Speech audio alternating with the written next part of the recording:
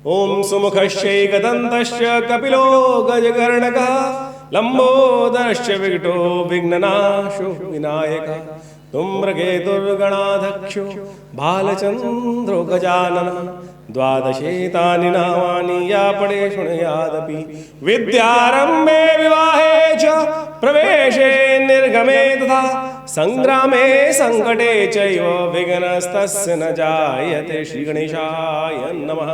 नमस्कार, स्वागत है आपका आचार्य वाणी में। मैं आचार्य विक्रमादित्य आपके साथ हूँ और हमारा आज का विषय है कि नव संवत 2081 आरंभ होने जा रहा है।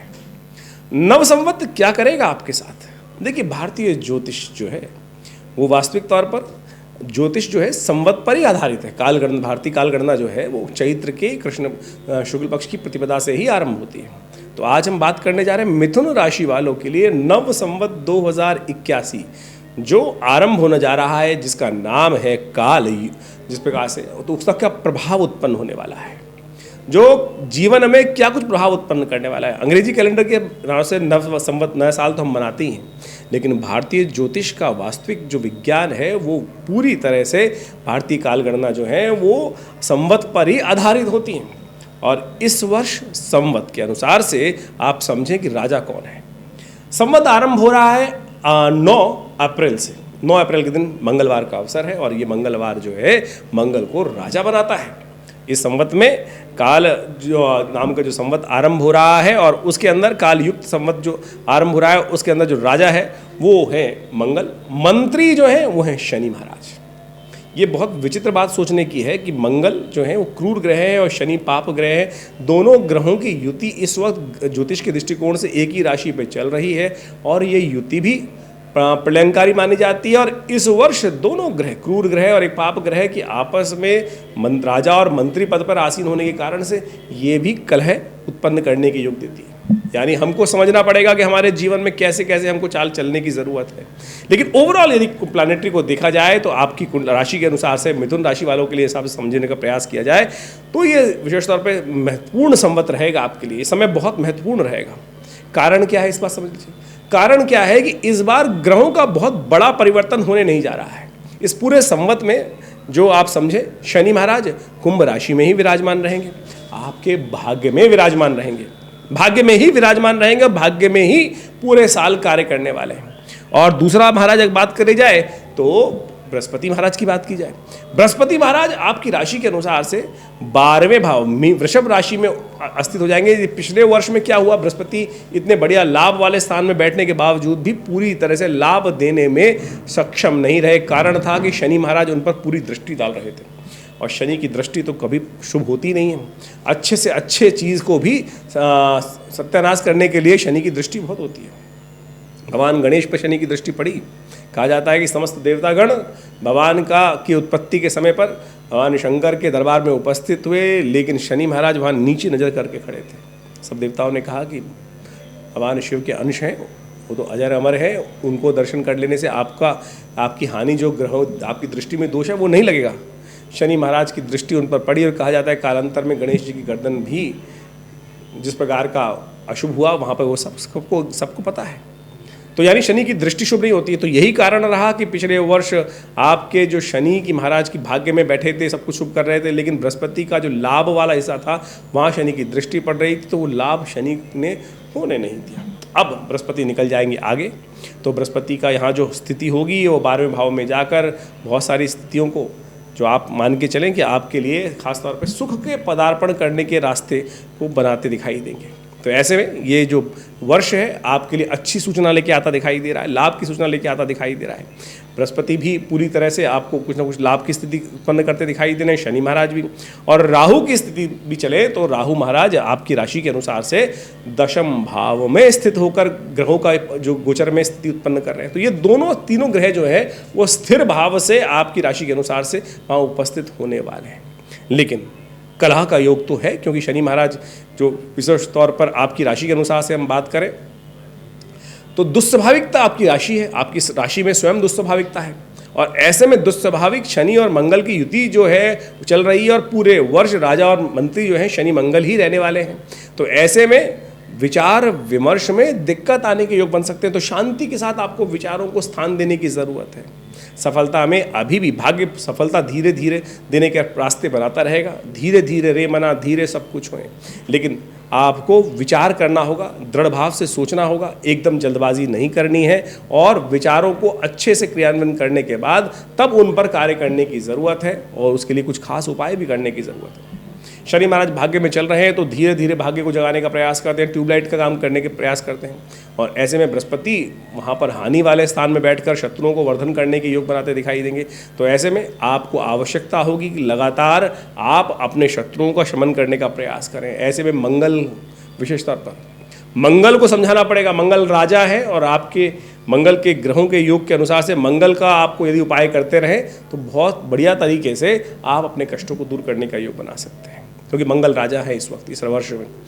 और साथ साथ इस संवत का जो वास है वो संवत का वास भी इस बार जो है वो वैश्य के घर में वास होने के कारण से धन संपदा के लिए अच्छे योग बनते दिखाई देंगे। लेकिन शत्रु पक्ष हानि पहुंचाने का प्रयास करता रहेगा, रोग पक्ष थोड़ा सिर उठाने का प्रयास कर सकता है। तो ऐसे में आपको लगातार हनुमान जी का स्तवन करने का प्रयास करें, हनुमान जी की पूजा करने का प्रयास करें, शिव का ध्यान करने का प्रयास करें, शिव का रुद्राभिषेक यथाउचित भाव से करने का प्रयास करें, क्योंकि सफलता वाले भाव में राहु का योग चल रहा है। तो ऐसे में हमारी आपको सुझाव ये रहेगा कि आप अपनी जन्मपत्री का अच्छे से विश्लेषण कराकर उन चीज़ों को समझते हुए कार्य करने का प्रयास करेंगे तो अच्छा रहेगा।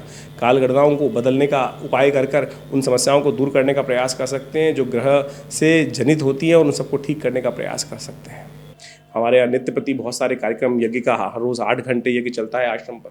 विवेकानंद योग आश्रम दिल्ली में स्थित है, जमुना पार में बहुत बड़ा लक्ष्मी नगर क्षेत्र में आश्रम है जो करीब पिछले 50 सालों से आध्यात्मिक क्षेत्र में अद्भुत कार्य करने का प्रयास कर रहा है, योग के क्षेत्र में अद्भुत कार्य कर रहा है। हमारे पिता आचार्य श्री केशवदीज महाराज ने 1960 के दशक में इस आश्रम की स्थापना करी और यहाँ भगवती का बहुत सुंदर श्री विग्रह 1947 मुल्तान से आकर यहाँ श्री विग्रह विराजित है। आप भी आ सकते हैं उनका दर्शन करने के लिए। 500 साल पुराना भगवती का चमत्कारी शिव विग्रह है और वहाँ उनके सानिध्य में नित्य प्रति आश्रम पे आज भी 8 घंटे यज्ञ होता है। रविवार को सामूहिक तौर पे सब लोग सादर आमंत्रित रहते हैं और उस यज्ञ में बड़े बड़े बहुत सारे समय समय पर कार्यक्रम भी चलते रहते हैं आश्रम पे। और हर मंगलवार को सुंदरकांड का सुंदर पाठ किया जाता है। आप भी सम्मिलित तौर पर उन सब कार्यक्रमों में भाग ले सकते हैं।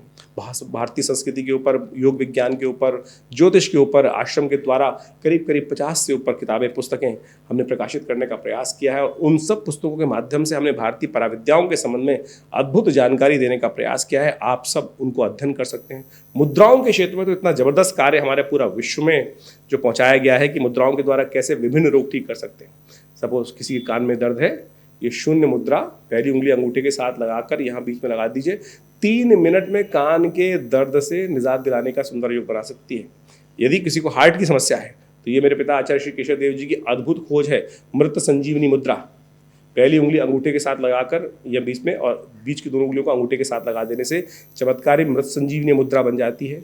ये अद्भुत है। Within 3 second this mudra is capable of giving the first aid to the heart patient. और अगर कोई पेशेंट है और लगातार इस मुद्रा का करे हार्ट डिसीज तो आप माने धीरे धीरे हार्ट साउंड हो जाता है।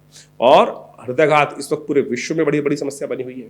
तो इस संबंध में भी बहुत सारी करीब जो हमने पुस्तकें बताई आश्रम की तरफ से प्रकाशित की गई है। योग, प्राकृतिक चिकित्सा, आयुर्वेद के ऊपर पूरा हॉस्पिटल संस्थान में बनाया गया है। 100 बेड का हॉस्पिटल है, कार्य कर रहा है, भारत सरकार के पैनल पर है। और बहुत सारी अद्भुत बीमारियों, बहुत विचित्र बीमारियों के लिए, लाइफस्टाइल डिसऑर्डर डिजीज के लिए, चाहे वो डायबिटीज़ है, चाहे वो शुगर है, उन सब के ऊपर भी हमारे आश्रम पे सुंदर तरीके से इस हॉस्पिटल के द्वारा कार्य किया जाता है। विवेकानंद नेचर क्योर हॉस्पिटल योग आश्रम के नाम से ये संस्थान रजिस्टर्ड है और आप सब उसमें सुविधा ले सकते हैं। गौशाला का, गौ सेवा का बहुत सुंदर कार्य किया जाता है। भंडारे इत्यादि का समय नित्य प्रति चलते ही रहते हैं भंडारे। तो आप सब भी हमारे इस आश्रम से जुड़े। और जन्मपत्री के संबंध में हमारा जो एक अद्भुत अध्ययन इस प्रकार से है कि आमतौर पर जन्मपत्री जो लोग देखते हैं उनका सिंपल एक बड़ा व्यवसाय हो गया है। नक बेच दो, यंत्र बेच दो, कुछ और बेच दो, यानी बेचने वाला काम। ज्योतिष वास्तविक तौर पर कोई चीज़ बेचने, आपके शरीर के अंदर सब कुछ है। जैसे आपका शनि खराब है तो जरूरत ही नहीं कुछ नग पहनने की, केवल ये मुद्रा का अभ्यास करके आप मुद्रा हाथों के द्वारा बिना किसी खर्च करे हुए आप उपायों को कर कर आप अपनी समस्याएं ठीक कर सकते हैं। जैसे किसी की शनि खराब चल रहे हैं तो यदि पहली उंगली, बीच वाली उंगली शनि की उंगली होती है, आमतौर पर जानते होंगे, इसी के द्वारा यदि घटा बढ़ाकर कौन से ग्रह का कौन सा उपचार करना है वो आप कर सकते हैं। हम समय समय पर हम कई बार बताते भी हैं ज्योतिष के अपने इन कार्यक्रमों के माध्यम से। तो हमारा संस्थान अद्भुत रूप से भारतीय पराविद्याओं के संबंध में अद्भुत कार्य कर रहा है। आशा करते हैं आप आश्रम से जुड़ेंगे। फोन नंबर्स आपके सामने स्क्रीन पर है। जन्म पत्री का विश्लेषण सही से करने की आवश्यकता है। हम जो यहाँ पर आपको बताते हैं वो जनरल प्रेडिक्शन राशि के अनुसार से, लग्न के अनुसार से बताने का प्रयास करते हैं, लेकिन आपकी जन्म पत्री क्या है, क्या योग लेकर आप पैदा हुए हैं। एक ही समय में बहुत लोग पैदा हो रहे हैं, लेकिन क्षण क्षण मात्र पे वो परिवर्तन होता है, और उन परिवर्तनों को अच्छे से अध्ययन करके यदि जन्मपत्री को समझने का प्रयास किया जाए तो बहुत कुछ अंदाजा लगा सकते हैं। तो आप जुड़े हमारे संस्थान से, विवेकानंद आश्रम से, आपको लाभ होगा, जीवन में परिवर्तन के योग बनेंगे। धन्यवाद।